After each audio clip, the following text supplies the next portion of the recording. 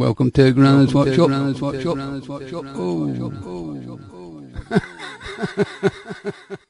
The amateur's back, folks. I left the player on. Okay, folks. Welcome to Granadas Workshop once again on the 16th of the 9th, 2014. I've got a quite exciting show for you tonight, guys, so I would stay tuned. And I'm just going to do a quick shout out to various bits and pieces. One of the bits and pieces is Alan. Terrific show there. Very talented guy, and he does a whole lot of stuff for a week, the TV and the radio. A really talented, funny guy, to be honest. And I just want to congratulate him a little on basically tackling his meds. It's not easy. It really isn't easy, folks. And I talk from experience in a different medication. Well, I'm kind of going to go into that in a little while. I'm going to sort of briefly do a little bit of the subject, and then I'm going to bring my guest in about maybe 20 past. My guest is I only met him for a few minutes. I've actually only talked to him for a few minutes, and certainly he was very, very knowledgeable of many things, and I asked him to come on the show. So, and I think he'll be quite pleased. He's doing.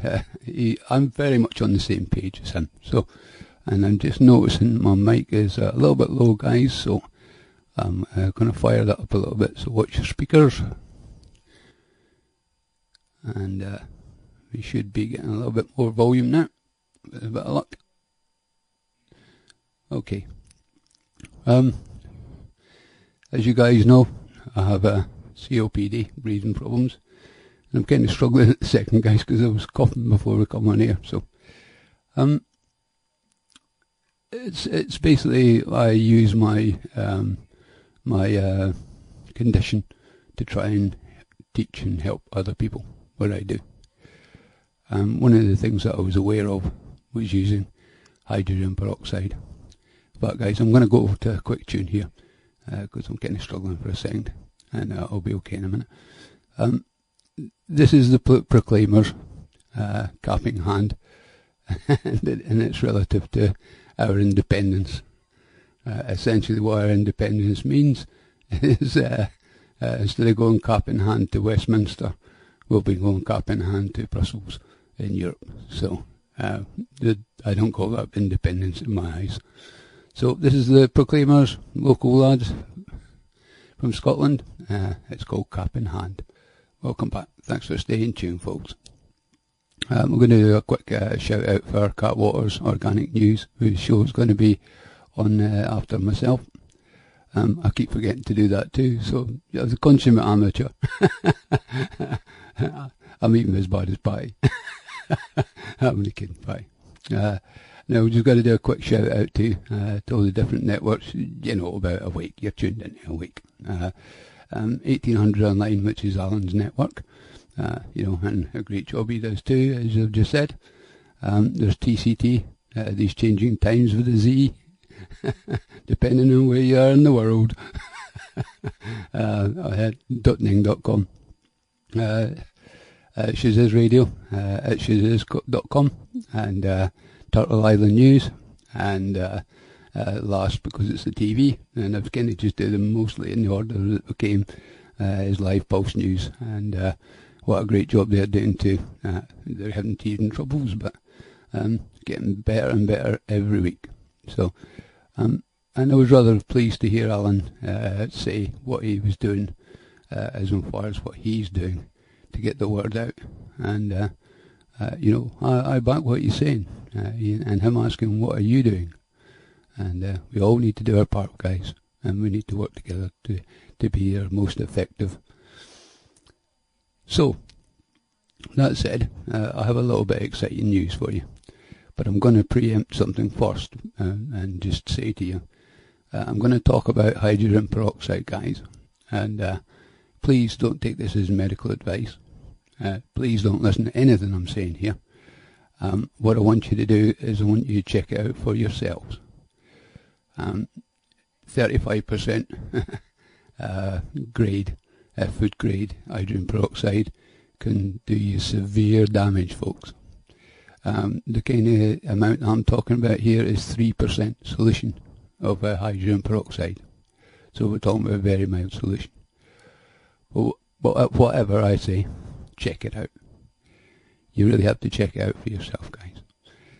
So, I'm going to briefly give you a little bit of a story. I knew about hydrogen peroxide in a nebulizer, which is like a mask thing that nebulises and make a mist form of liquids so you can breathe them in. So that's a basic description. I knew about doing that with hydrogen peroxide and also colloidal silvers and various other things. And I'd tried a little bit with the colloidal silvers before, and so it wasn't such a wise idea at the time, and rightly so. I explained for other reasons at another time. When it comes to your breathing, folks, and you're really sort of struggling, you really don't want to do anything that's going to make that any worse. And you know, you're reluctant to try things unless you get kind of strong evidence. And I'd looked at a lot of the evidence and figured this is probably okay. But I wanted to kind of get some first-hand experience from somebody. So I spoke to Clive DeCarl on my 2 shows, and we'd mentioned the hydrogen peroxide. And he had said that he'd visited a gentleman who was basically dying. Essentially, he was dying. And he advised him to use hydrogen peroxide, and the gentleman did. And within 3 hours, he was sat up in the bed. And within 3 days, the guy was walking around. So that gave me the confidence to consider doing hydrogen peroxide. Thanks, Anon. Good to hear you laugh again. Well, yeah, I must admit I'm on a little bit of a high again. I have been pretty burnt out, guys. Really, really burnt out. And one of the things that part of the story is my partner, God bless my partner, the sweet soul that she is, she brought a cold home. And for me, that tends to be an absolute nightmare. Whenever I get a cold or a flu or whatever, it generally means a chest infection, which generally means I end up in the hospital.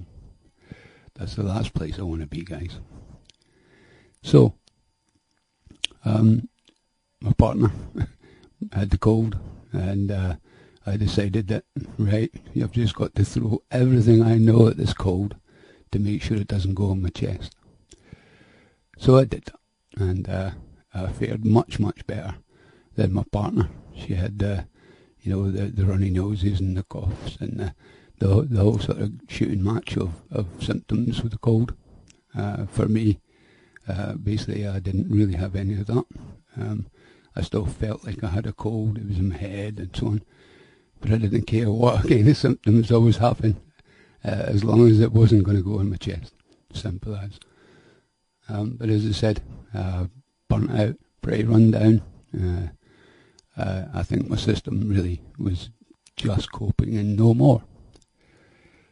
It got to the stage where a few days ago, Friday maybe, that I felt, yeah, this is starting to be an infection on my chest. So I decided, right, it's time to get the hydrogen peroxide out.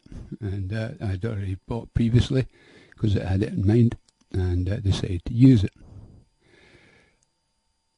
It is amazing to me that the amount that I used, which is about 5 millilitres on 2 sessions of a minute, how much benefit that it created for me. And I'm saying for me, the cost of using the nebulizer with these 2 5 milliliter sessions was probably less than a penny. And the results I got from it were quite substantial and amazing, really.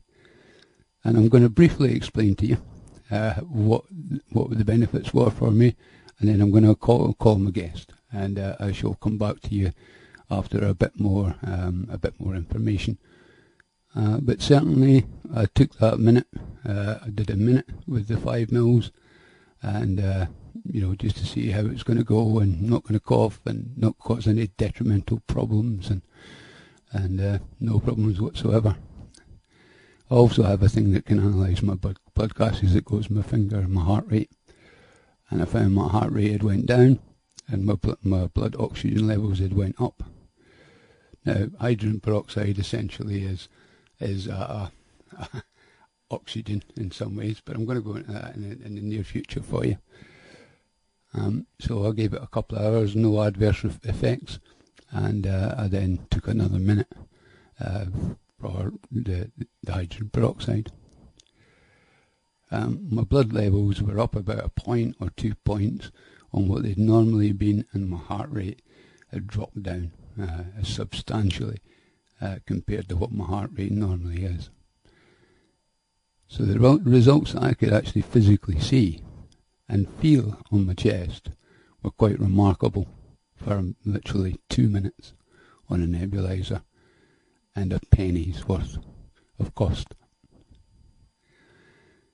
My second day, I took no meds. I can't get off the inhalers. They're incredibly hard to get off the inhalers. I take as little as I possibly can, which isn't a great deal, but it's too much.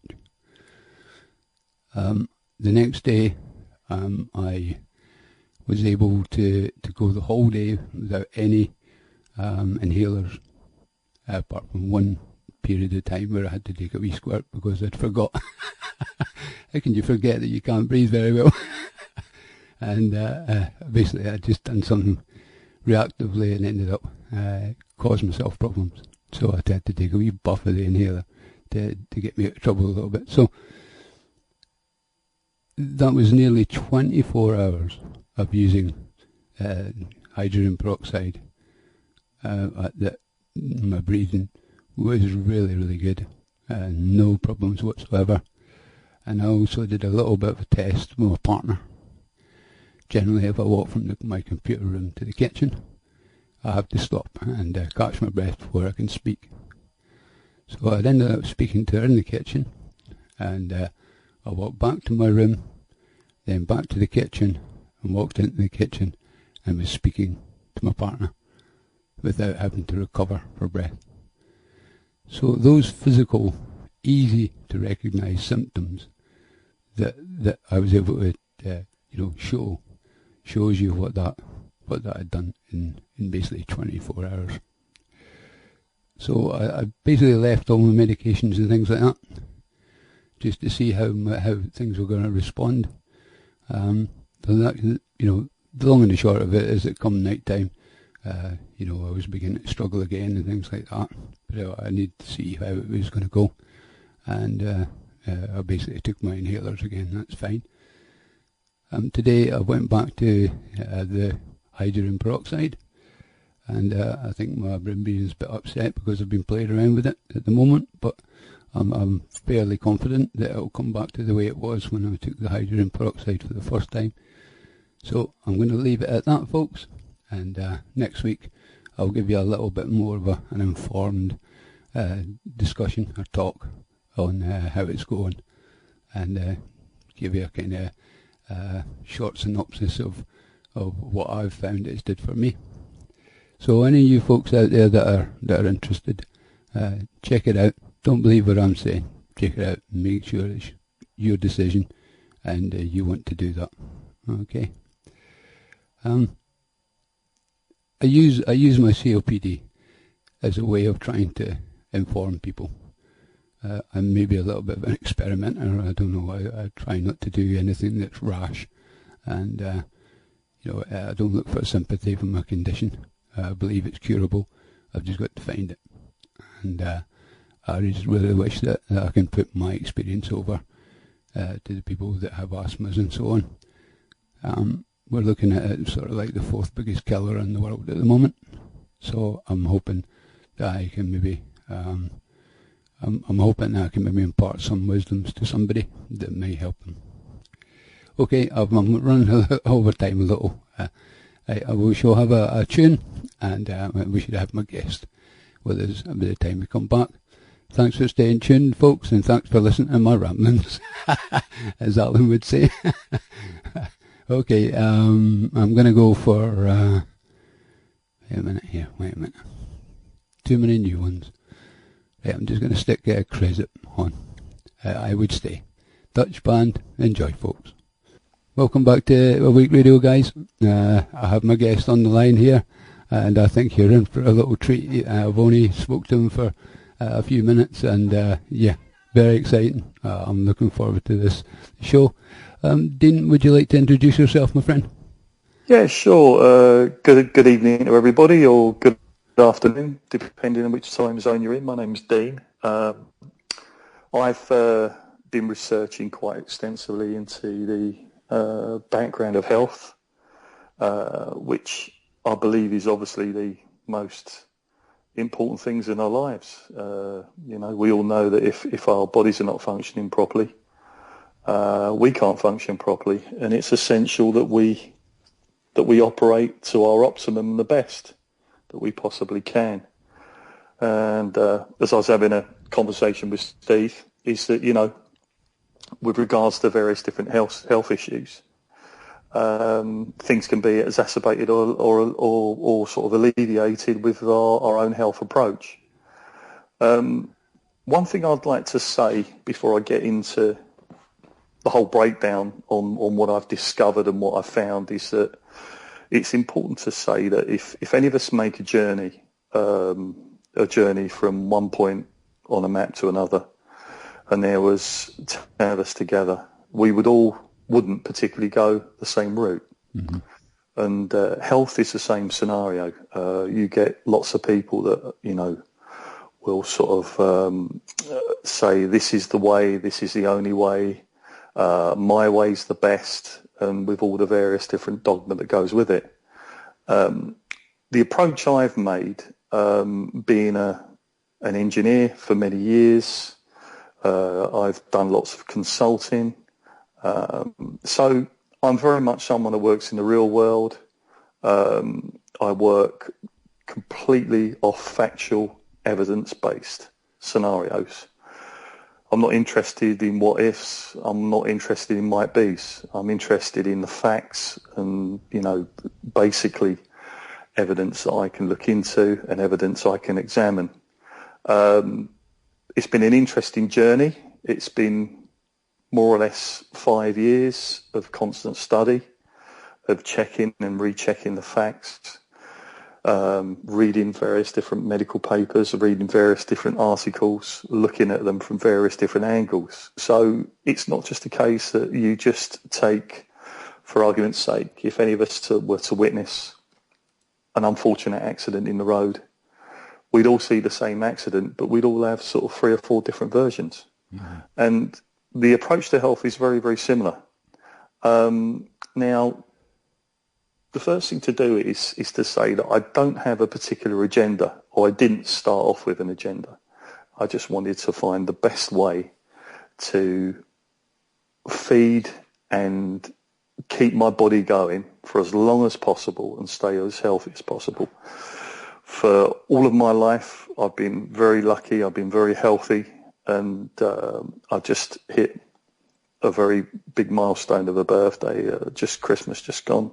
I hit the grand old age of 50, and I've had a very healthy life, as I said, so basically I just wanted to stay as healthy as possible so I could enjoy my life, enjoy my kids, and be around and be present for my children so that I can actually have energy and be there to, be around as long as I possibly can, to be there for children or potentially grandchildren, and maybe great-grandchildren. I don't intend to check off the planet anytime soon. So it's basically I've done this whole area of research for very selfish reasons. But on my journey, I've come across some very startling facts. With this issue, with regards to health, it's a massive, massive leviathan of an issue. And the way I look at it is, none of us can eat an elephant in one bite, but you can eat an elephant one bite at a time. And that's the approach I've taken to researching into health. So if you guys will bear with me, hold on tight, it's going to be a bit of a ride for you. Mm-hmm. Now, all I want your listeners to do, Steve, is if they can just put their prejudices to one side with regards of health. Now, primarily, I'm going to talk about food and the approaches to food. Now, one thing I found in my research and speaking to people and helping people, I've helped numerous people. And when I say I've helped people, I've actually guided them in a way to do their own independent research because, as you know, I'm guessing, Steve, with your listeners, they're very aware and awake people. And they're obviously people that are switched on and are prepared to listen, hopefully, to other sides, to other points of view. Yeah. The main thing I would say at this early stage, I've started in what I'm about to say in my speech, is that whatever I say, please check into what I say. Please independently research. I'll give everybody the necessary tools. I'll give everyone the necessary information. And obviously all this stuff can be quite easily researched using the miracle of the internet. So in this day and age, Steve, really ignorance is unforgivable. Mm-hmm. It's there. It's there. It's there at a touch of a button. All you've got to do is ask the necessary questions and cross-reference the necessary issues. I haven't primarily done my research just on the internet. I've done my research in medical libraries. I've got a very good medical library close by to where I live. I'm based in the UK.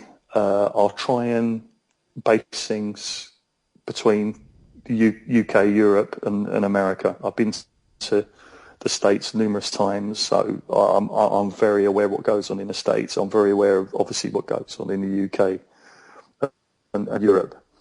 And with a factual basis that I've made, I've come to some very startling observations. Okay, if we were to put a baby in a cot, and we just lay the baby in the cot, and to one side of the baby you put a rabbit, and to the other side of the baby you put a fruit, which way would the baby turn to take a bite out of? The rabbit or the fruit? The fruit, obviously. I would say the fruit. Yeah. Yeah, the baby want to stroke the rabbit, want to play with the rabbit, and actually want to eat the fruit. Now, I'm guessing there may be people that are hunters. I'm guessing that there's people out there that are confirmed carnivores. Again, please put your prejudices to one side and listen to what I've got to say and check into what I've got to say. So please, people, bear with me. Now, what I found out from my research is that as an animal, as a species we're just a few chromosomes away from chimpanzees and the monkey family. We were the ones that fell out the tree and got up, stood straight, and basically stood up straight and walked. Now, I think on a biological basis, I think we're about 2 or 3 chromosomes away from our nearest cousin, which would be the chimpanzee. So we are very much akin within that family. Now, the problem we've got when you research into this is that a lot of the truth is out there in plain sight, and the truth is out there in nature. So let me qualify that. Now, if we look at the oldest living things on the planet, the oldest living creatures, a few examples I think off the top of my head are going to be the giant turtle. That I think there was a giant turtle that lived to 150, nearly 200 years old.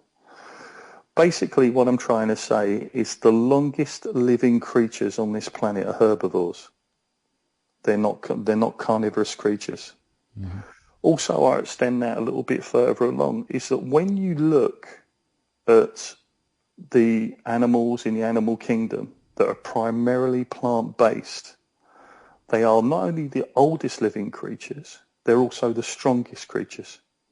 If you look at the rhino, if you look at the elephant, if you look at these large mammals, they are plant-based eating animals. Now, one thing I've learned is there's a hell of a lot of stuff. There's a hell of a lot of interesting information that comes out of veterinary science. Now, we're human, so why am I talking about veterinary science? Well, what's interesting with veterinary science is vets A standard veterinary surgeon will go through 7 years of training. A doctor will go through 5. I'm talking about a UK, European-based doctor. From what I can tell, and I've got a very close friend who's a doctor, and I've had numerous conversations with her. The average doctor in their 5 years of training does 2 days of nutritional teaching. Mm-hmm. Whereas a veterinary surgeon or a veterinary doctor, whichever way you want to call it, not only has to study a myriad of other species other than the human animal, but also they have to study in fairly great depth nutrition, because essentially they're dealing with a patient that can't speak to them, that can't converse, because they're dealing with an animal. So they're looking for clues all the time. And the one thing with veterinary-based science, their first approach is the nutritional approach in dealing with an animal. Now, when you change that round to doctors that's dealing with human beings, that's not the case. Now, why is that?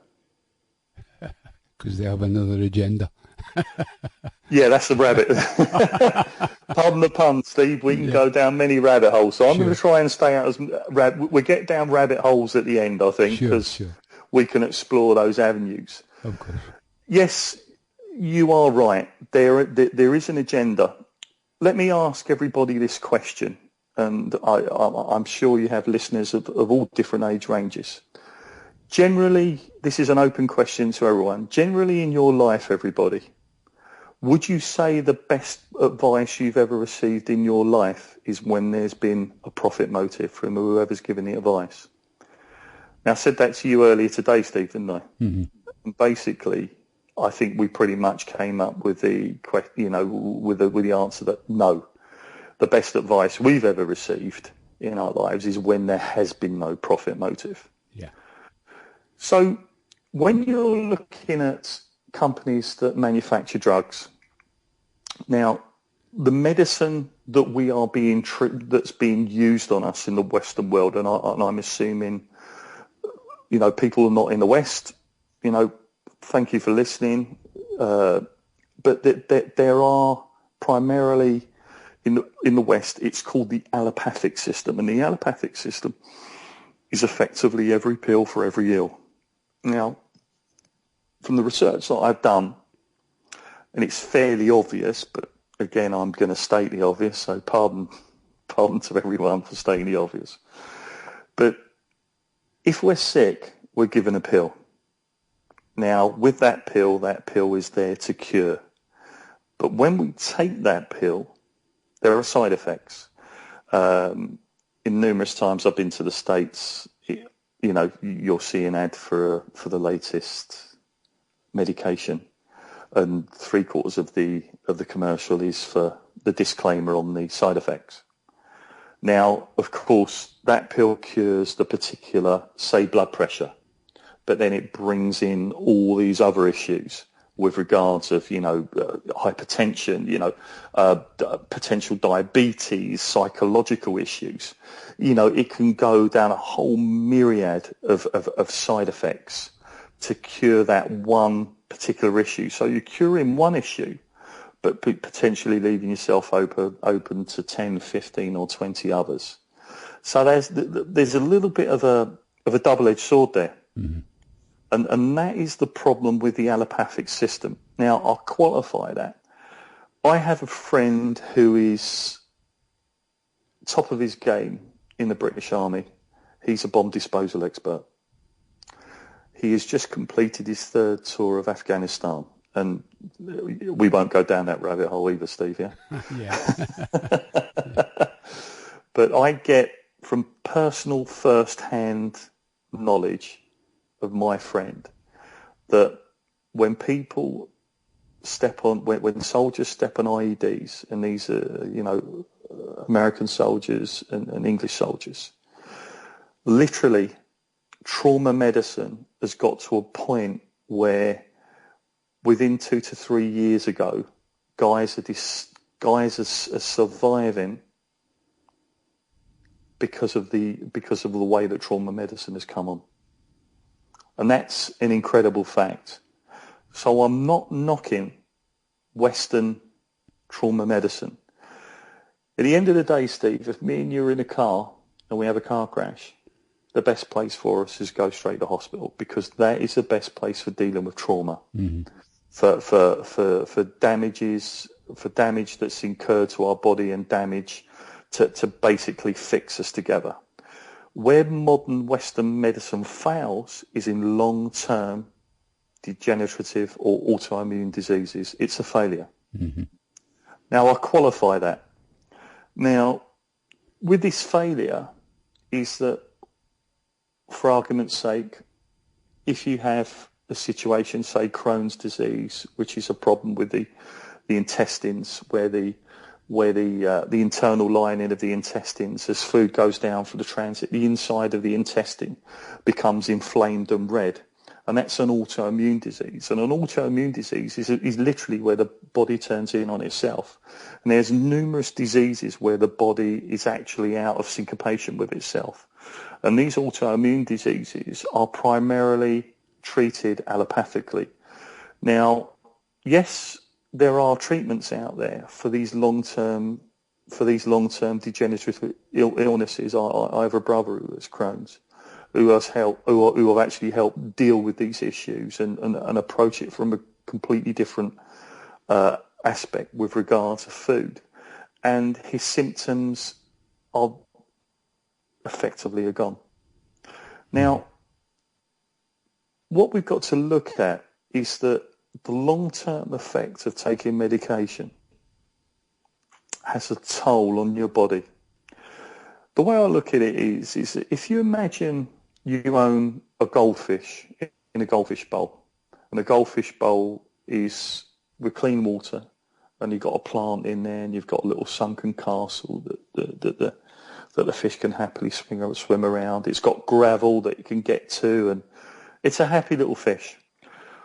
All we need to do, Steve, over a period of time is, with a tiny little droplet pipette, is just drop in a little bit of tiny little bit of an impurity of any particular liquid type you care to mention. Eventually, that lovely little happy goldfish that's nice, bright and orange and nice shiny skin starts to get duller and duller and duller and greyer and greyer and greyer, until eventually it doesn't swim as much. It doesn't get about as much. It doesn't rummage around in the gravel at the bottom of the tank. That's us. Mm-hmm. That's us in that bowl. Now, the good news is, guys, is that our bodies are amazing machines. I mean, they are amazing. And whatever created us, and again, that's another rabbit hole I won't go down, but whatever got us here, whatever created us, our bodies are miracle machines. They really, really are miracle machines. And our bodies can regenerate and repair at an incredible rate. But what we need to do, we need to give the body the correct fuel. And from my research, food is everything. It's everything. Mm-hmm. That's the beginning, the middle, and the end. I agree. Every time you put something in your mouth, that will have an effect or a toll on your body. It'll either have a good effect or either have a bad effect. And it's usually one or the other. The rest is down to you. And what I found in my research and in speaking to people, and this is a controversial thing to say, so I'll be a little bit controversial here, is that on speaking to people about food and how they approach food, it would be easier for me to get them to change their religion than it will do to change the way they eat.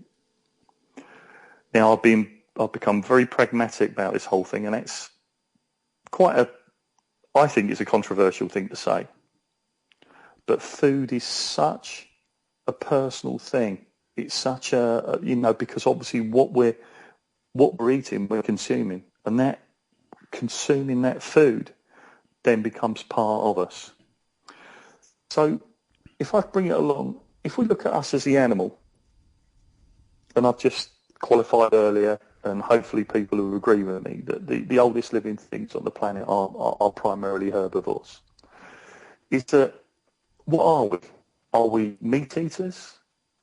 Are we carnivores? Are we herbivores? Or are we omnivores? Are we meant to eat a little bit of both?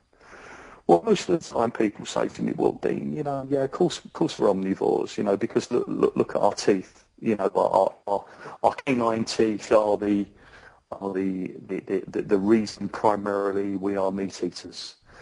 And okay, if we look into the way we are as an animal with regards to the tools that we've got in our mouth, which are our teeth, okay, we have incisors, but from the research that I've done, that doesn't stack up.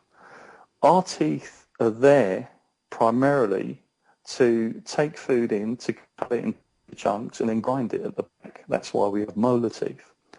So the type of teeth that we've got are teeth that should be used or have been designed for breaking down root veg and for breaking down root vegetables and obviously softer fruits. Now, people may disagree with me. So if we go a little bit deeper, let's look at our stomachs. Our stomachs are designed to take in, our intestine apparently will cover the length of a tennis court. So we've got this whole coil inside our stomachs that's packed in this incredible tube that our food comes down the gullet, goes down through the esophagus, down into the intestine. And as it passes down through the intestine, that obviously the nutrients are taken out that are absorbed through the intestine wall into the bloodstream. And then obviously that gets oxygenated via our lungs. And obviously the nutrition that we've devoured, the minerals, the vitamins, etc., go disperse into our bodies. Now, what's interesting about our stomachs is that most people would agree if food is left too long inside the stomach where it won't pass through, the food starts to fester. Now, I guess it's not really much of a massive leap for people to think, well, hold on a minute. If I'm eating the food that's festering inside of me and essentially rotting, is that a good thing or a bad thing? I would say it's probably a bad thing. If you look at the animal kingdom and you look at carnivores, most carnivores, their digestive tract is extremely short. So they're designed to devour meat. They consume the meat, they break it down, and the transit of the food is extremely quick. Mm-hmm. People that have dogs will know that a dog primarily will go twice a day, per se, sure. Minimum once a day. Because the food that they eat is designed to break down immediately, and the animal ejects the food as quickly as possible. Now, I believe we're eating out of our species. We're eating completely the wrong thing. If we're eating meat, it is staying in our stomachs. If it's staying in our stomachs, unless we've got fruits and veggies, fibre to push it through and get it on its way, it's sitting in our stomachs. If that meat, if that flesh is sitting in our stomachs, then we're looking at all sorts of issues where our bodies have got to cope to break down those animal proteins, the animal flesh. And I qualify that is that when you look at the breakdown of meats and the way our bodies actually actually divides it down to go into nutrition into the body, which is what our bodies are looking for. When you eat a steak, it takes, well, for argument's sake, if anyone sits down in the UK, everyone sits down to a roast dinner, or in the States it'll be Thanksgiving. If anyone's had a heavy joint of meat, say a red meat joint, a steak or whatever or similar, people that normally eat afterwards feel quite tired and quite sluggish. The reason for that is that 70% of the energy that's resident within your body is putting the energy into breaking down those animal proteins. Mm-hmm. Now, that's a lot of energy coming from your body. This is why when people after flat Thanksgiving and in the UK, at Christmas, they just slump in an armchair because our bodies are telling us, hold on a minute, we've got to direct all our energies to breaking down what you've put into your body. Now, your body is actually telling you something there. Now, okay, that's all well and good. You say, well, Dean, so what? But then doctors will say quite readily, and in the UK, I know we've moved on a lot more than we have in the States, where, originally it was 3 fruits and vegetables a day, and then it went to 5 fruits and vegetables a day. And now the latest health advice is unlimited, is 14 a day.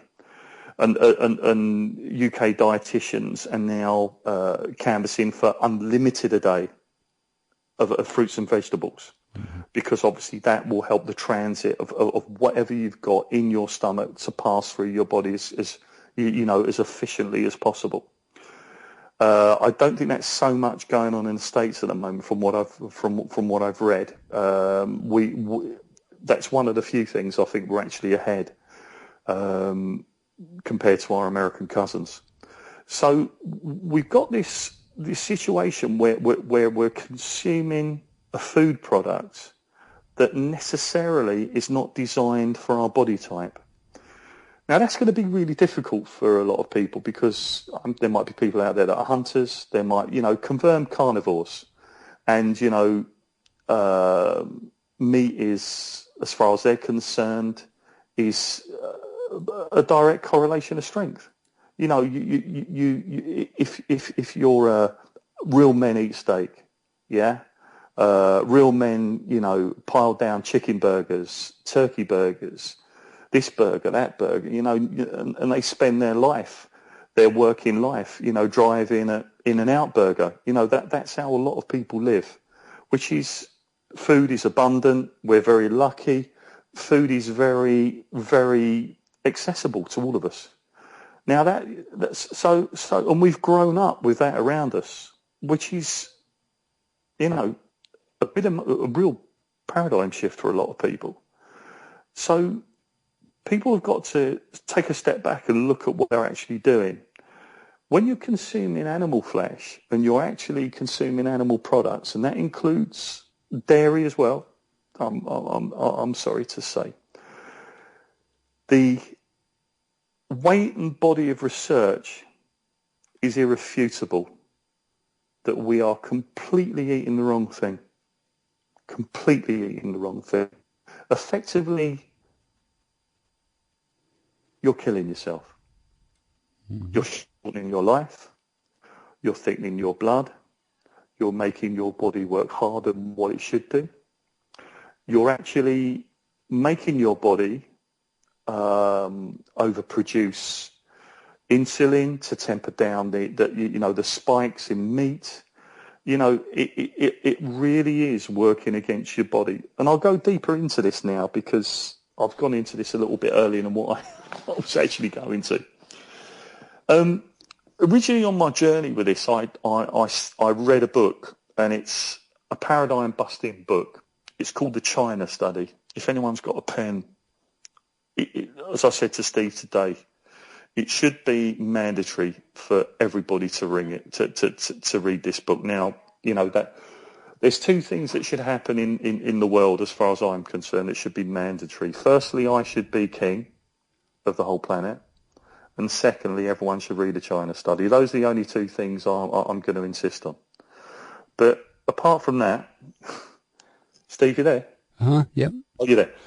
Is that effectively, when you read the China Study, and by the way, we've got our American cousins to thank for the China Study, $60 million of American taxpayers' hard-earned paid for the China Study. And the China Study was headed off by a very interesting man called Professor T. Colin Campbell. Colin Campbell is effectively, nutritionally speaking, the Usain Bolt of nutrition. He is the man that what he knows about nutrition isn't worth knowing. I sort of greatly encourage people to Google him, to see him on YouTube. There's lots of lectures. Anyway, the beginnings of the China study was very, very interesting.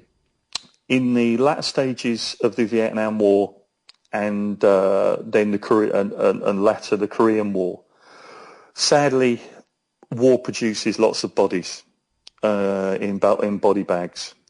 And basically, the Army, the US Army, has got to do an autopsy to confirm cause of death, obviously for the family, so the bodies get repatriated back to the States. One thing that was very curious is that a lot of these young guys that sadly lost their life were found in the autopsy to have visceral fat within their through their body. Do you know what visceral fat is, Steve? Not totally, no.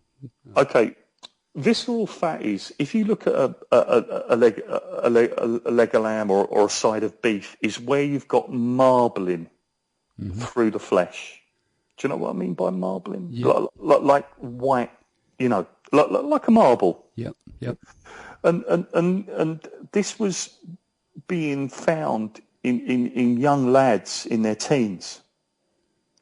And the American government were puzzled by this because effectively they had young guys with visceral fat, marbling going through them, and aged major organs.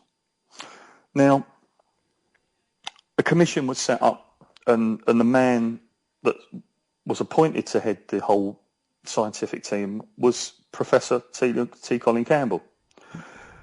To give you a background on Campbell, a very interesting man.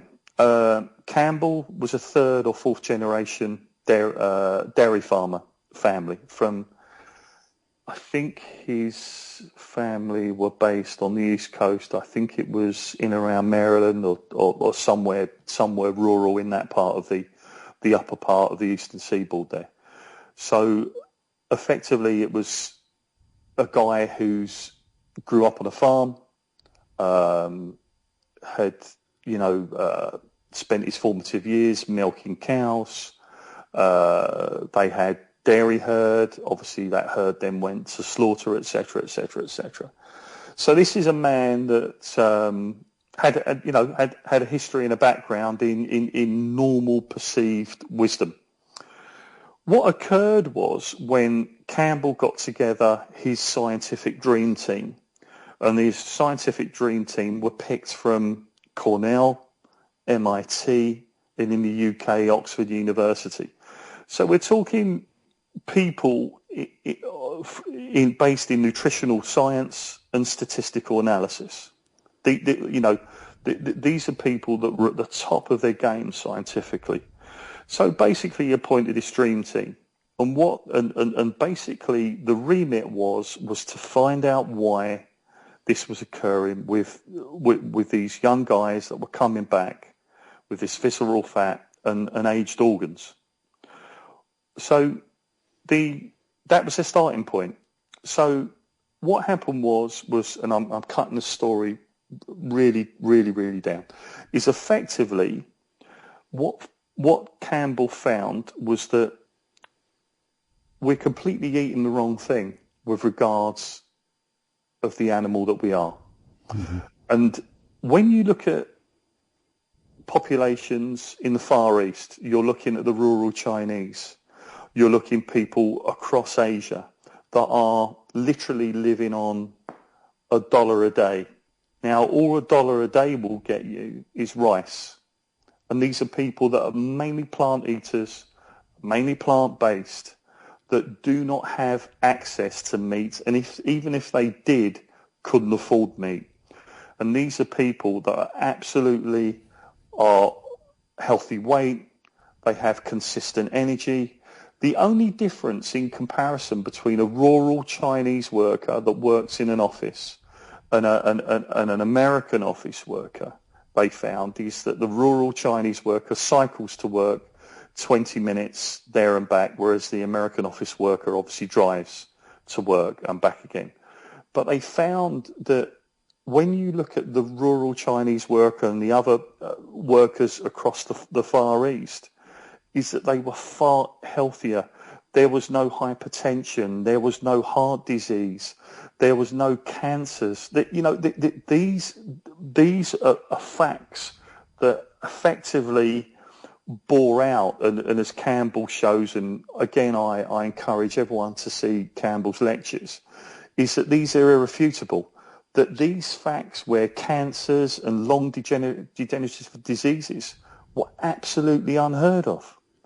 Now, these are not people that are anatomically any different from us in the West. The only difference there is, apart from their geographical location, is what they're consuming. Now, to qualify what I'm saying, and slightly deviating off of the China study, is that when you look at China, is now got this burgeoning middle class with basically they're effectively printing money. China has become the workshop for the world, where you've got this middle class that's exponentially growing time and time and time again. Well, right away, if you actually look at the health breakdown in the Far East and these tiger economies, they're now getting the burger stores. They're now getting Kentucky Fried Chicken. When you look at the health stats, cancers, degenerative diseases, heart disease are going through the roof. Osteoporosis. These are diseases that were completely alien to these people. Completely alien. Now, we come from a background where, I'm speaking again, Europe and in the States, is that the emotional side of it is that a lot of people said to me, Dean, if I don't have meat on my plate, I don't feel I've had a dinner, I've had a meal. And also, meat is associated with wealth. And yes, years ago, when there's a rural economy before the Industrial Revolution in the UK, it was obviously subsistence farming, where basically people didn't have access to a great deal of meat. There was, obviously there were certain things missing within people's diets. If you go back to the medieval, the medieval times, America in the sort of the late 1800s, there were obviously famines. You've got the potato famine in Ireland. There are spikes where things go wrong. But the China study shows time and time again, where you look at us as an animal, whatever geographical location we're in, if all we've got access to is a plant-based diet, we thrive. Mm-hmm. We thrive. And that's something that's incontrovertible. Now, a lot of people may be shuffling in their seats at this one, and it's an uncomfortable truth. That's why I said when I started speaking to you, Steve, I just hope that people put their prejudice to one side. So if people are still with me and not throwing their hands up in the air or throwing their Big Macs up in the air, if you just bear with me a little bit more. Sure. Can I just say I've put a link into T. Colin Campbell. T. Colin Campbell, the China study. Now, just to finish off with the China study, Campbell, after I think it was either 10 or 12 years research, compiled this dossier for the Senate Committee of Health. Obviously, the dossier was sent to the Senate Committee. And again, I'm cutting the story right down so I don't bore too many people rigid. But effectively, he didn't get a call back. And he was quite shocked at this. So he sort of got hold of one of the senators and they said, Dr. Campbell, we'd like to see you. But he wasn't seen on Capitol Hill. He was seen somewhere else in closed session. And he walked in with his team in his closed session. And I think it was the senator for Wisconsin or one of the dairy states said to Dr. Campbell, I'll bleep I won't swear, Steve, but the senator of Wisconsin said, Dr. Campbell, are you effing crazy? If we go with your findings here, I'll be out of a job within weeks. And this is the dichotomy here, Steve, is that we've completely gone down the wrong road. If I hit, and by the way, just to back up with the China study, years later, the EU again funded their own scientific study for their own purposes to obviously check into the China study. And it's called the EPIC Pan-European Study. And that was an EU-funded research with not as many, cross-section of people. I think it was only about 5 or 6 million.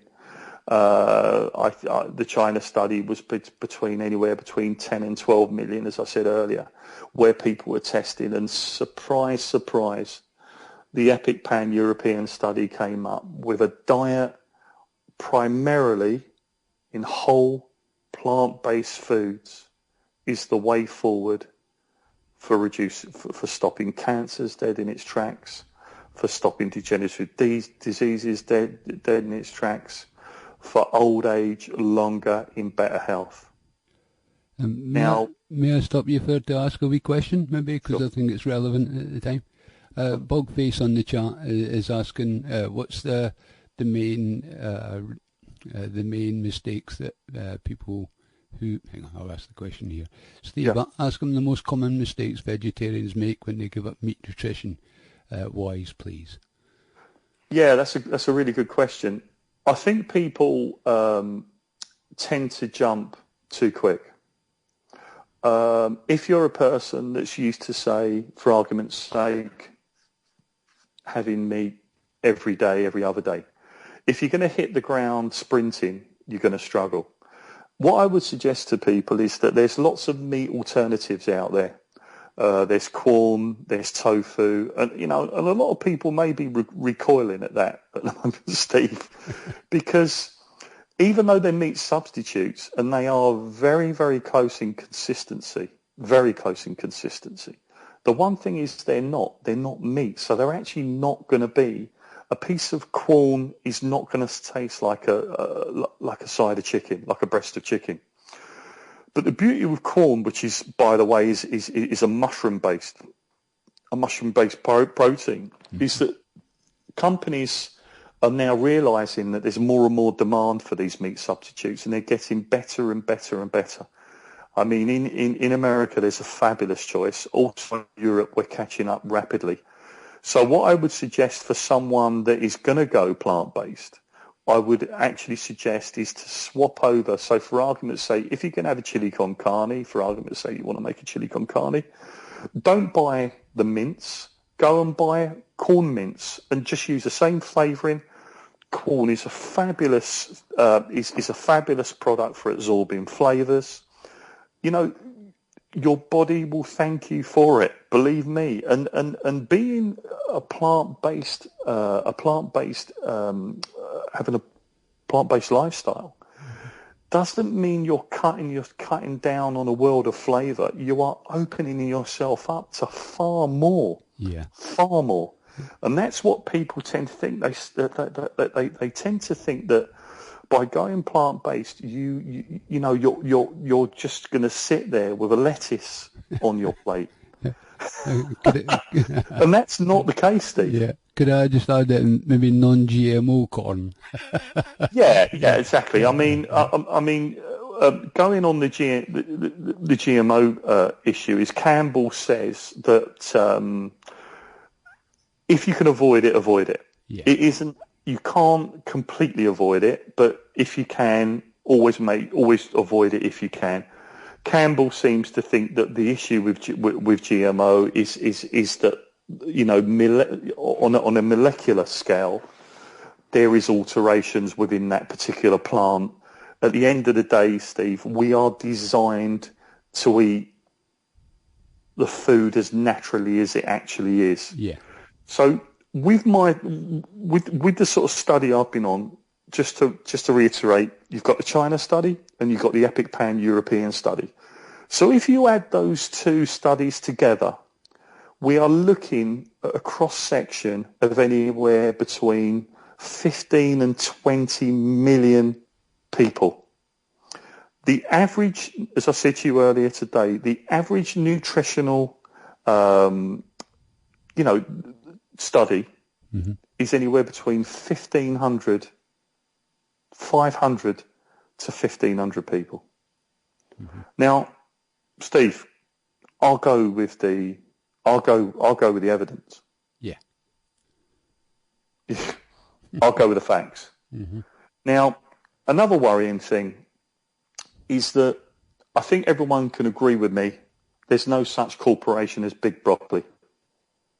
There's no such corporation as Big Banana. There's no such corporation as Big Grape. Yeah. They're just not there. Now, there is such a corporation as the McDonald's Corporation.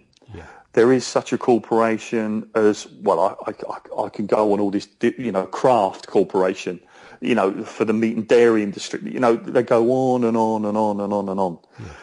These companies turn over budgets of small European and small South American countries. Now, I wouldn't suggest that it is a leap of faith that these companies have got a lot of politicians on the payroll. And when I mean on the payroll, I mean they're there funding political campaigns, they're there lobbying, the lobbying goes on Capitol Hill, the lobbying goes on in Parliament, and the lobbying goes on in the EU. Now, again, as I qualified earlier, is that let's go back to our starting point. Is the best advice we've ever received in our lives been given by someone to us that has a profit motive? Yeah. Free advice is always best. Exactly. Now, as far as I know, and as far as I can tell, these leaders in the plant-based... Now, I've got to qualify what it is. It's a plant-based whole diet. That's what you're looking for. So if anyone ever goes shopping, if I say someone goes shopping tomorrow, the one thing you want to look at is you want to buy food that has no ingredients on it. So you'll normally find those foods are on the outside of the supermarket. They're very rarely in the centre aisles. So what you're looking to do is buy foods that has not been processed. There's a very, very old health and fitness guru that just recently died that your American listeners will know, a guy called Jack LaLanne. And Jack LaLanne said, and this is in the 40s, if man made it, don't eat it. And Jack LaLanne died in his late 90s. Now, there's lots of papers I've read of early investigations, even before sports science was even thought of, where endurance athletes, strength athletes, actually perform best on a plant-based diet. Now, I'll qualify that. Being on a plant-based diet, your body repairs quicker, your body repairs better. And in fact, not only does it repair better, the actual nutrition you take in will help you on any athletic or any exercise goals that you actually want to get on. It's because it reduces inflammation. For argument's sake, Steve, if me and you put on our running shoes and went out for a jog, and we went beyond our fitness capacity, our bodies actually start to oxidize. So effectively, and I'm simplifying this whole thing, effectively we start rusting from the inside. Now, to prevent that rusting from happening, we need nutrients and macronutrients. And while on the subject of macronutrients, we can send men to the moon, which is what we've done. Well, that's another rabbit hole. But we can send men to Mars soon. Yeah. We now sending men to the depths of the Earth. But scientists still don't know what the nutrition is in a blueberry. They still don't understand what the macronutrients in a blueberry does to the species of man. They know it does us good, but they don't know why. Because again, there isn't a corporation called Big Blueberry to fund that research. They just know it does us a hell of good. Now, the reason I use blueberries is I've recently read a paper that a lot of athletes, I know a lot of American football stars, NFL stars, and a lot of English, European soccer stars will, after a game, they will sit in an ice bath full of ice cubes. They've actually done this, and the idea is to cool down the core temperature of the body to reduce the inflammation, because obviously they've put their body through a real athletic. They've put their body under a lot of stress. They've actually found, and I've read the research, that far more effective would be to eat a cup of blueberries. Yep, wouldn't surprise me. Yeah.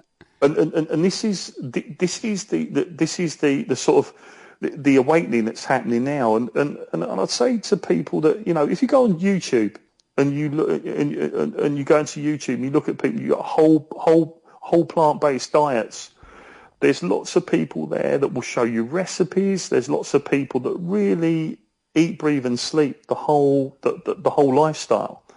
Now, I use the word lifestyle. I won't use the diet word, because the problem we've got with diets is that diets don't work. Mm-hmm. They don't work. I mean, I've lost count of the amount of people I've seen that lose a hell of a lot of weight, incredible amounts of weight, and then they fall off the wagon, and not only are they fatter than they were before, they're even more unhealthy, and obviously they're disenchanted. The one thing you've got to qualify with everybody is that calorie restriction doesn't work. As an animal, we are not designed to calorie restrict. And to give you an idea of where I come from, I'm 6'3". I used to be 17.5 stone. I was a vegetarian for 25 years, but I didn't particularly lose any weight.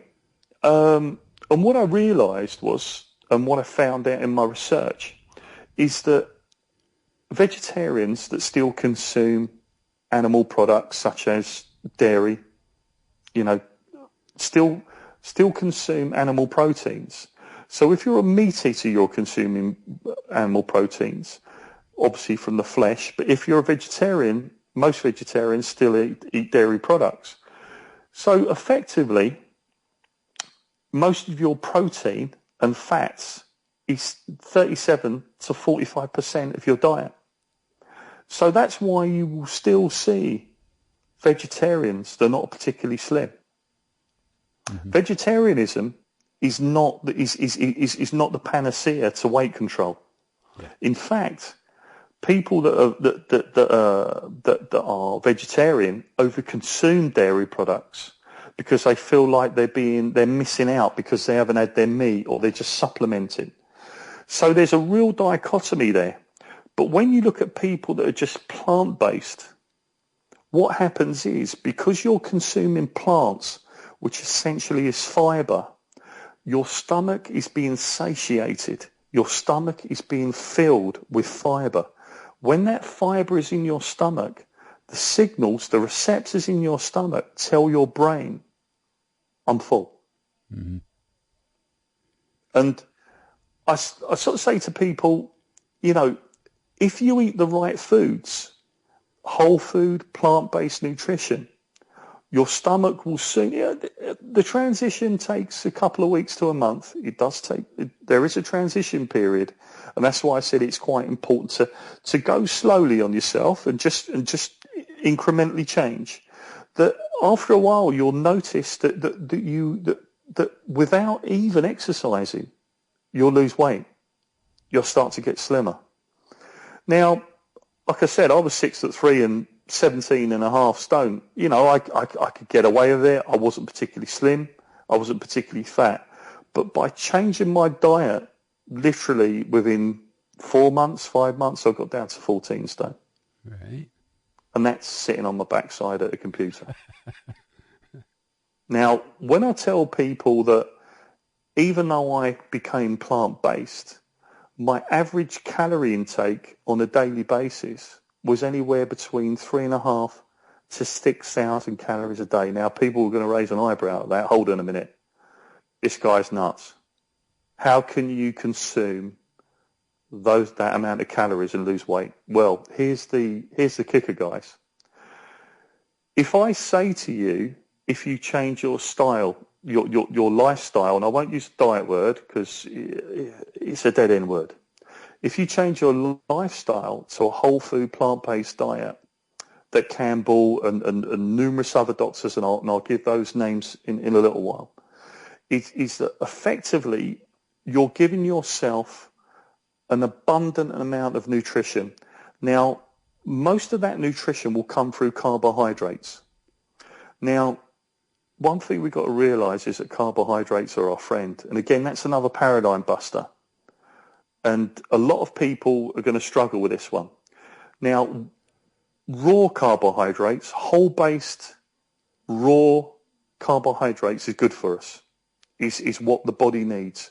Because effectively, carbohydrates, and I'll just turn around here, because I'm just on my other notes, we're looking at hydrogen, oxygen, and simple sugars. Now, this is the other revolution, guys. Sugar is good for you. Sugar is the building blocks of life. In our body, Steve, we have over 1 trillion cells. All of those cells have one thing in common apart from needing oxygen. They need sugar. They need fructose. Fructose is our friend. Refined sugar kills us because, as Jack LaLanne said, if man made it, don't eat it.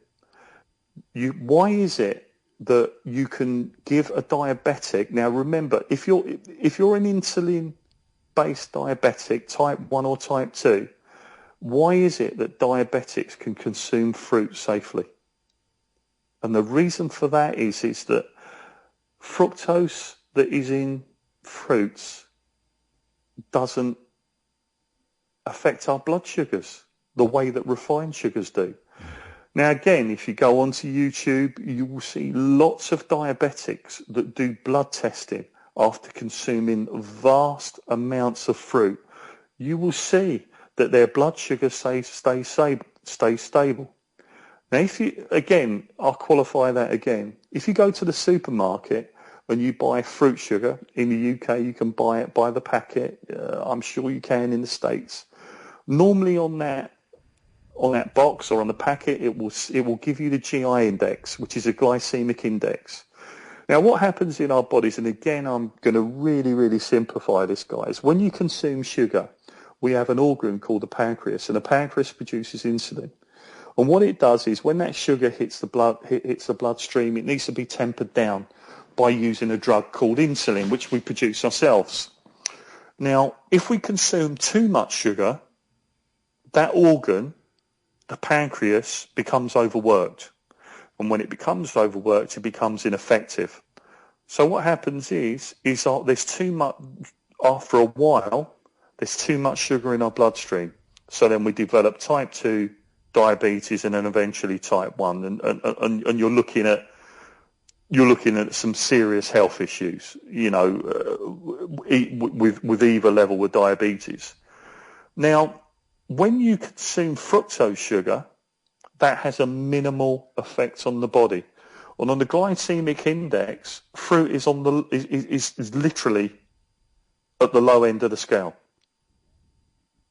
Now, if that is something that diabetics can safely consume, that means we can safely consume it.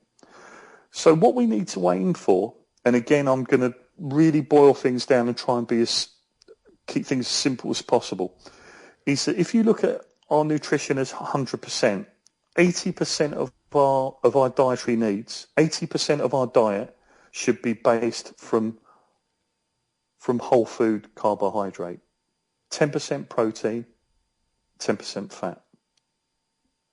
Now, if you look in the 80-10-10 process, what will happen is you gradually transition over to a carbohydrate-based diet, you will get a couple of side effects. And that will be endless energy, abundant energy. You will feel stable in your moods. It will stabilize your body. Now, whatever you've been putting your body through over the years, and again, Steve, as we spoke about earlier, is that what's very worrying is you've got people that have tried all sorts of things. Breatharianism. Breatharianism is basically living off air. You don't eat.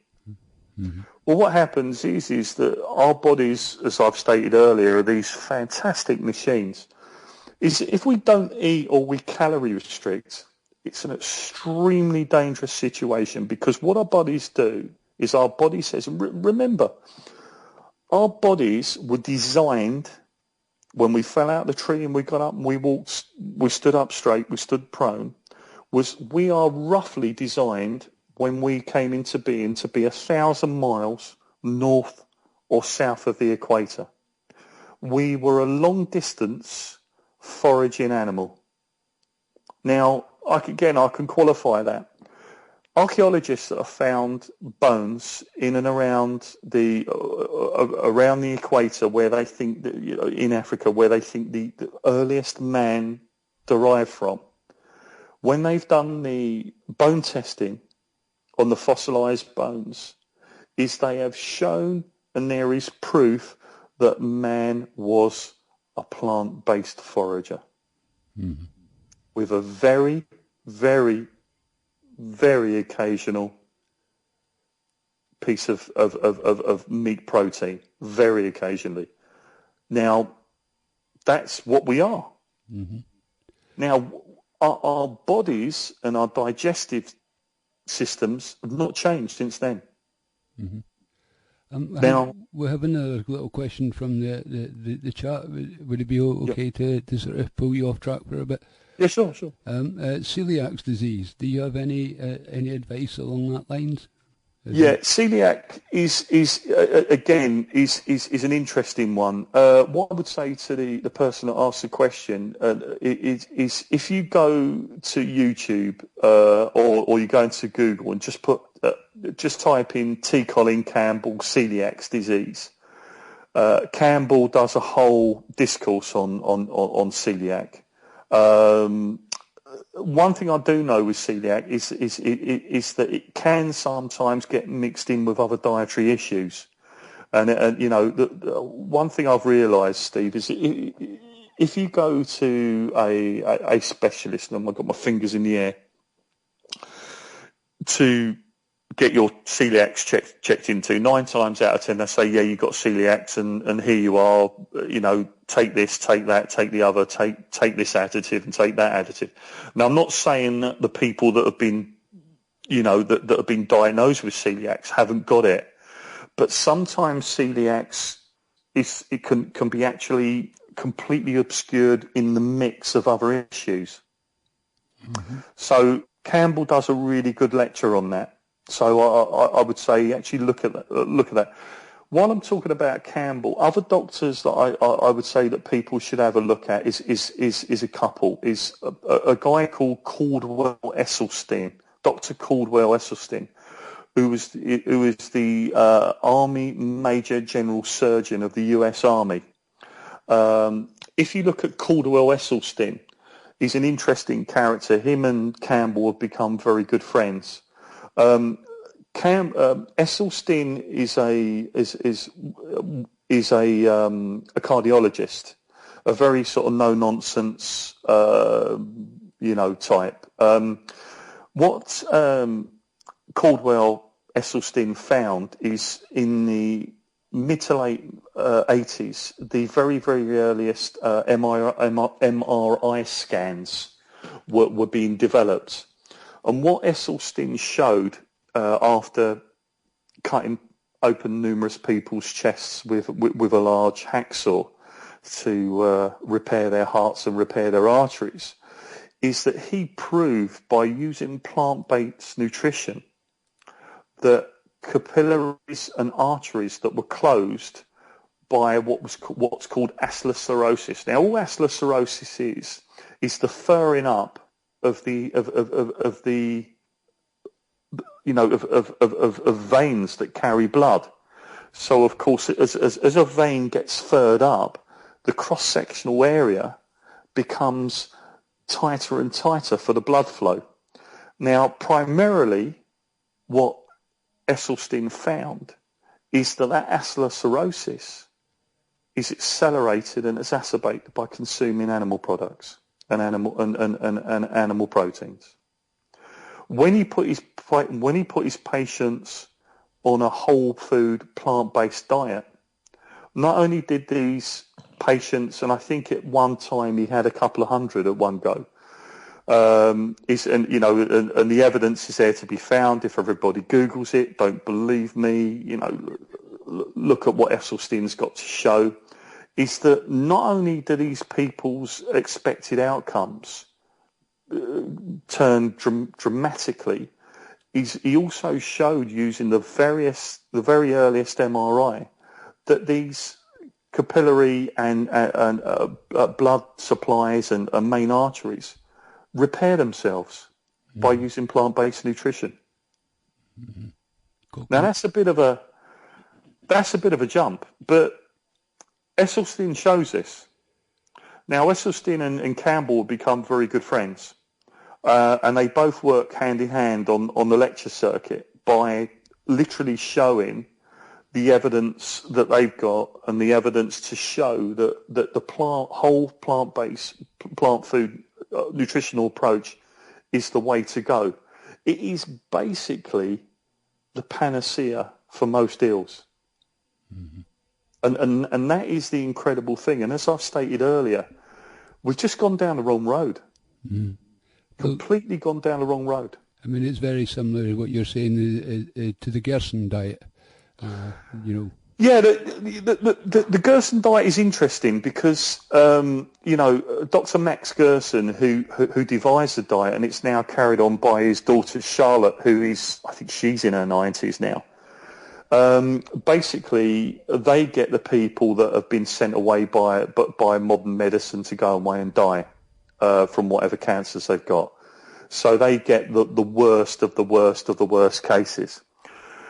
I recently read a paper where effectively it showed that their treatment is less than useless. Now, it could be less than useless because of the severity of the pain of the patients that they receive. I mean, these are people that are clinging on to life and being told to go home to die, mm-hmm. which is sad. But the statistical analysis and the breakdown just doesn't bear that the Gerson therapy works, I'm afraid. Interesting. Again, people, if you want to look into various different issues, let me just give you a couple of other doctors. I've mentioned Campbell numerous times. I mentioned Esselstyn a couple of times. The next one to go to is Dr. Neil Bernard. Again, they're all Americans so far. Neil Bernard is again a proper medically qualified doctor. We're not talking any of these self-appointed doctors. These are proper qualified doctors. Again, you can easily check into their relevant qualifications and see their background and who they are and what they do, with many years clinical experience behind them. Neil Bernard is basically a doctor that treats his patients using the starch approach. And again, with starches, we must realise that when we bite into a food, our food is broken, is chopped up into pieces by our teeth, is ground down by our back teeth, our molars, and then our saliva breaks our food down. Now, we're a herbivore. We're not a carnivore. Mm-hmm. A carnivore would devour a meat, will cut it up into chunks. It will go straight down into the very, very short intestine. hit the stomach, dissolve very, very quickly, and then be ejected very, very quickly. That is not what we're designed to do. We are designed for our food to have a relatively slow transit compared to the carnivore, to go through our body, for the nutrients to be absorbed, and then to come out. And what we don't use goes down the pan. Mm-hmm. That's exactly what we're designed to do. So you've got Dr. Neil Bernard again, who again is another very, very interesting. Some fantastic lectures of his. I would recommend highly for everyone to listen to him. So you've got numerous ways you can go, guys. You can go down the whole food plant-based diet is beans, legumes.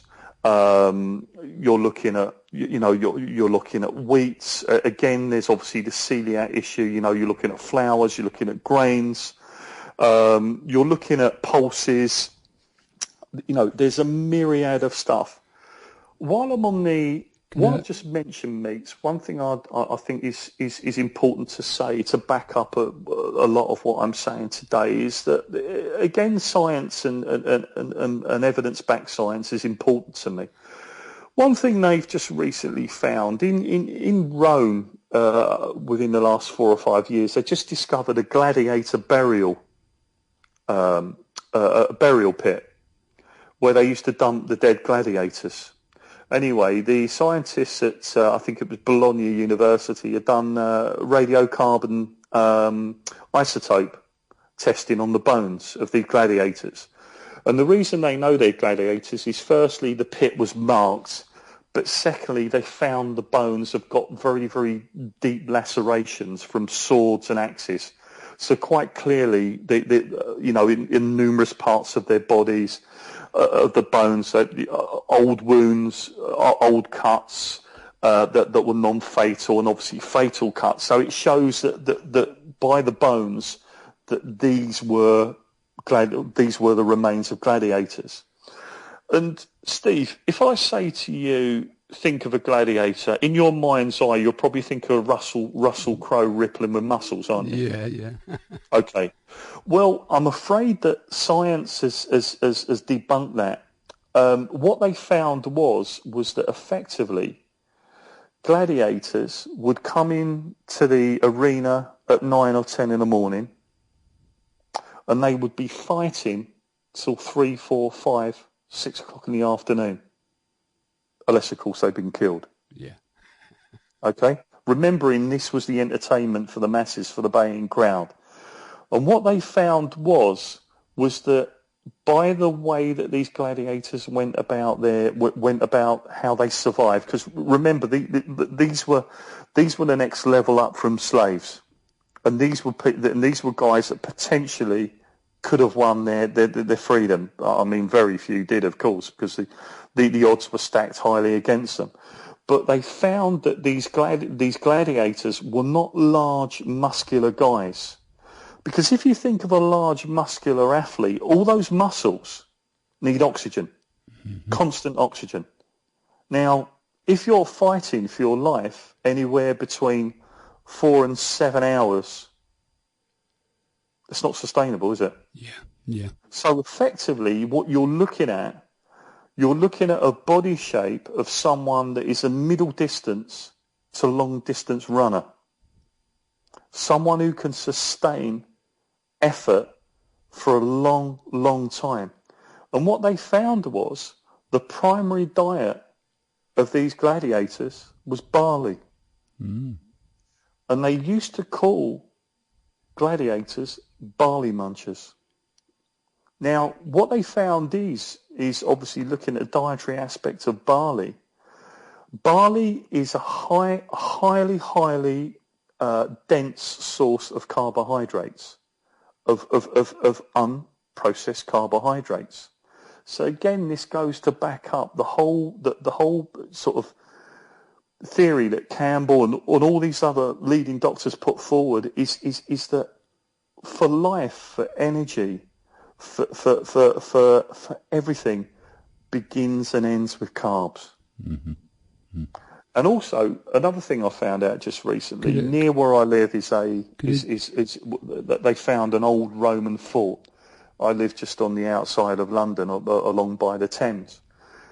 And again, when I've done some research, the Roman army was known for being pretty unique in the way that it fought, because it was an army that literally didn't stop. They would cover immense amount of ground in such a short space of time.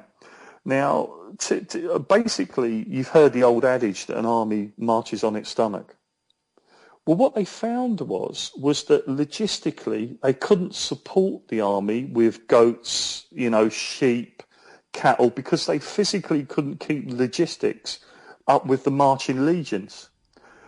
So the Romans hit upon a really good idea. What they used to carry with them, they used to carry spelt. Now, spelt is part of the whole grain wheat germ, that they used to bake in advance that would last 2 to 3 days. So quite literally, the Roman legions that marched across the known world were primarily fueled using spelt bread, using unrefined carbs. Now, when you look at and again to qualify that, Steve, when I look at the world's most prolific endurance athletes, you've got to look at the ultra marathon guys, and these guys are literally on events for 3 days and 3 nights that don't stop.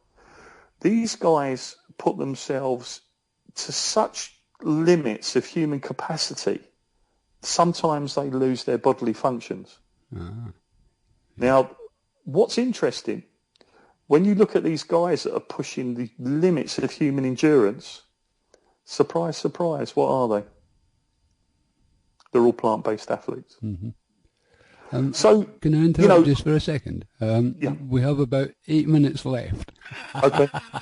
Bloody hell, I haven't come up for air, have I? Sorry. No, that's great. The info is absolutely brilliant. I'm just I'm aware that you still have maybe some things you'd like to say, and I would just like to add.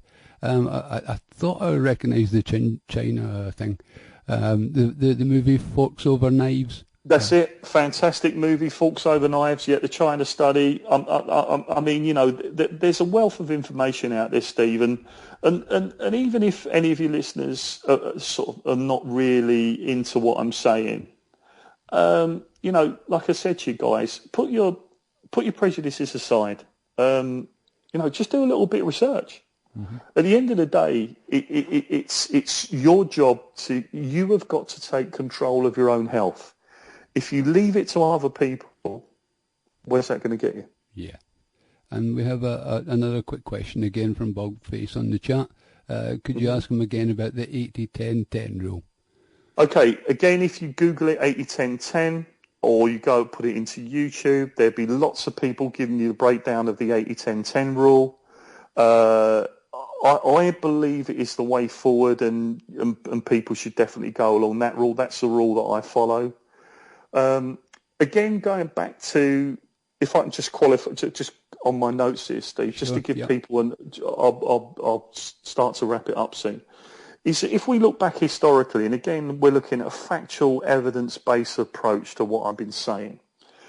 If you think of the great diseases that man's ever suffered on the planet, if you look at the Spanish flu was basically carried over from wildfowl, from chickens, that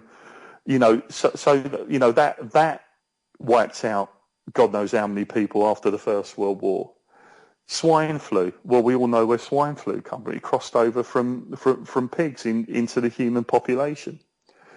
If you look at, even I looked into the bubonic plague in early medieval history, where London, for people who are not based in the UK, effectively most of the London area is built on dead bodies. That was, part of the plague.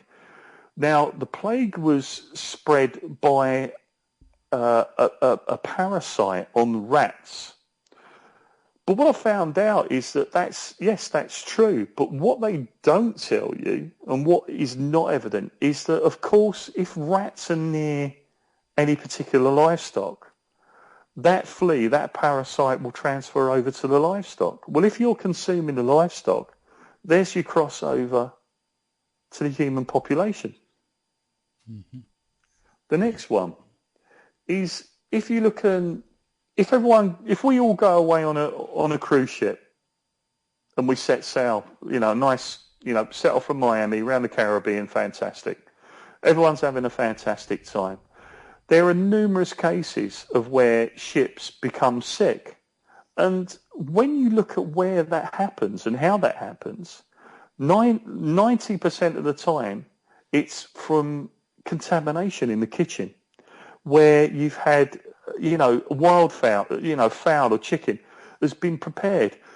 Guys, if you're told when you consume a chicken not to wash it, the reason you're not meant to wash a chicken is because you're going to spread the bacterium.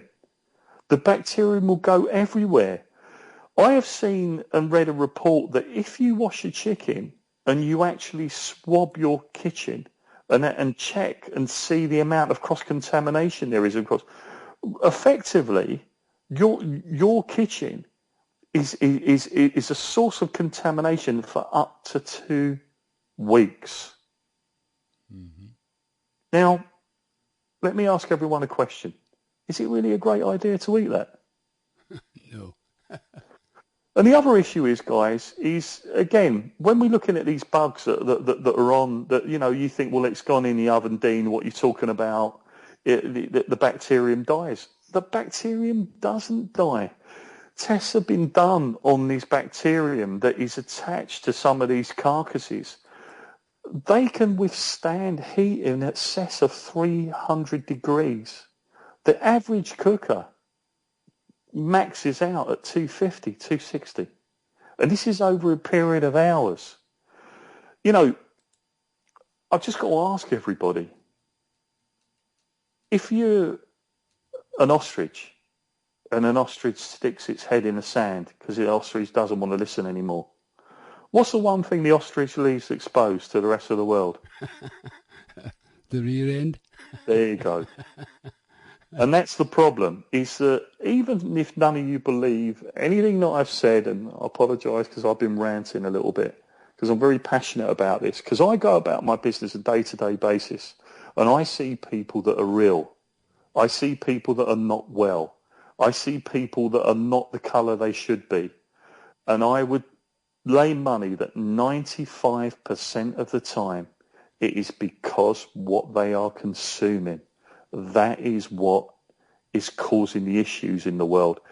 And whatever anybody's into, and what anyone's passion is, whether it's the Freeman sovereignty movement, whether it's the Illuminati, the Glitterati, whatever you want to call it, any particular issue that you're passionate about, none of it can happen unless you're fueled up. And the only way to fuel yourself up and actually take life and have a zest for life is on a whole food, plant-based diet. Mm. Any other questions, Steve? I haven't actually been keeping an eye on the chat, but something similar to what you're saying is what happened to Poland when the Berlin Wall came down. Most of them were growing their own food and so on. There was very little hospitals. Within a short period of time of McDonald's and supermarkets, they were having to build more hospitals. That's it. I mean, this is the thing. The problem is, I think, with a lot of conspiracies, Steve, is, and obviously, we've all got conspiracies but the best place to hide things is in plain sight. Yeah. Because when it's on the end of your nose, people just don't see it, and it is a paradigm buster. And it's so difficult to change people in their relationship to food because it's such a personal thing. Mm. But I just ask people just to question what they're doing, just to, and the bottom line is that you can eat yourself well. Mm-hmm. What a paradigm buster. Yeah. I mean, I certainly believe myself that, food and, obviously minerals and vitamins and stuff are the way to go. There is no doubt about that in my mind. Definitely. But what Campbell shows is that isolated vitamins and minerals on their own, is not optimum. Mm-hmm. It has to be within a whole, with what the stomach recognises as being the whole food. Yeah. I used to be someone that used to buy a lot of vitamins and additives and on all, minerals. And then once I educated myself, I realised that basically all I'm doing is just creating a lot of very expensive toilet waste, and which is not really the way to go, because, just to give you an idea, there's only 10 milligrams of vitamin C in an apple.